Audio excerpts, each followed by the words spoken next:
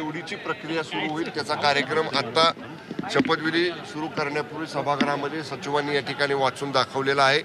सोमवारी विधिमंडळ सचिवालयाने निश्चित केल्याप्रमाणे सुरू झालेला आहे। उद्या सर्व शपथविधी आमदारांची माननीय विधानसभा सदस्यांचे पूर्ण होतील। उद्या माननीय विधानसभा अध्यक्ष निवडीची प्रक्रिया सुरू होईल त्याचा कार्यक्रम आता शपथविधी सुरू करण्यापूर्वी सभागृहामध्ये सचिवांनी या ठिकाणी वाचून दाखवलेला आहे।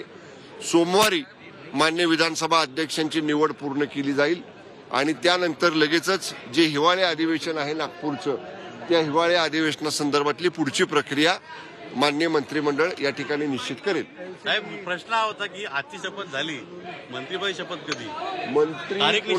मंत्री कुणाला करावं बाकी सगळे अधिकार हे माननीय दोन्ही उपमुख्यमंत्री यांनी सर्व महायुतीच्या आमदारांच्या समवेत छत्रपती शिवाजी महाराजांच्या पुतळ्याला अभिवादन करायचं आणि मग सभागृहामध्ये जायचं।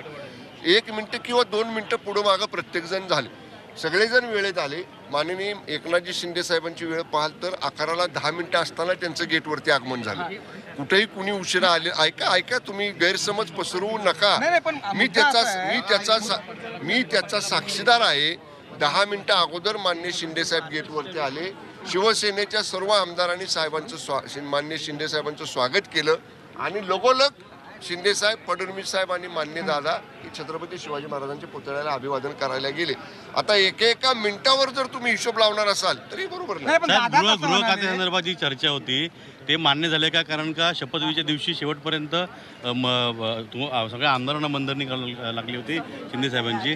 या बाबतीत त्याच्यामध्ये काही आता ठोस निर्णय झाला? या बाबतीतले निर्णय शिवसेनेमध्ये माननीय शिंदे साहेब घेतात आणि माननीय शिंदे साहेबांनी सांगितलेलं आहे सरकार स्थापन करताना महायुतीचा जो निर्णय असेल त्या निर्णयाला शिवसेनेचं पूर्णपणे समर्थन असेल।